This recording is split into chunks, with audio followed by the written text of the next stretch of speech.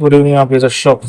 তো কুসুম ধারাবাহিক কি করতে চলছে সে সম্পর্কে বলবো, তার জন্য বিনা সময় গাবিয়ে ভিডিওটা শুরু করা যাক। তো কুসুম যখন তার বাড়িতে পৌঁছায়, তো তার ঘরে গিয়ে দেখে সে যে সব জিনিসপত্র উলট পালট হয়ে রয়েছে।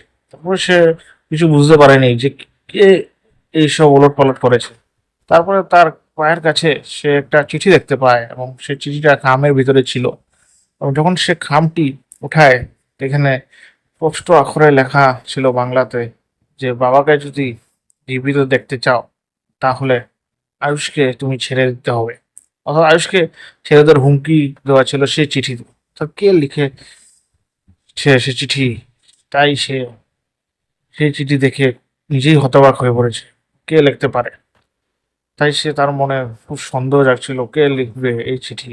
সেও ভয়ভীত হয়েছিল। তাই পৌষমের নেক্সট মোটিভ কি হবে, অর্থাৎ জাস্ট কি করবে সে, সেটাই খুব দেখার বিষয়। অর্থাৎ সে খুঁজবে কি চিঠিটা সে পাঠিয়েছে, বা সে কি আয়ুষকে সত্যিই ছেড়ে দিতে দিবে।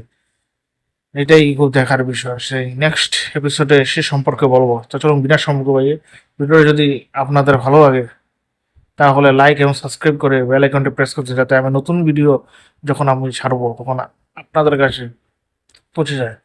তো একটা আমার রিকোয়েস্ট, প্লিজ ফ্রেন্ডস সাবস্ক্রাইব করে বেল আইকনটা প্রেস করে দেবেন এবং লাইক করে যাবেন যদি ভিডিওটা ভালো লাগে, এবং একটা ছোট্ট কমেন্ট করে যাবেন সুন্দর, এবং আপনাদের ফ্রেন্ডদের সাথে শেয়ার করে দেবেন। ধন্যবাদ ভিডিও শুরুটি দেখার জন্য।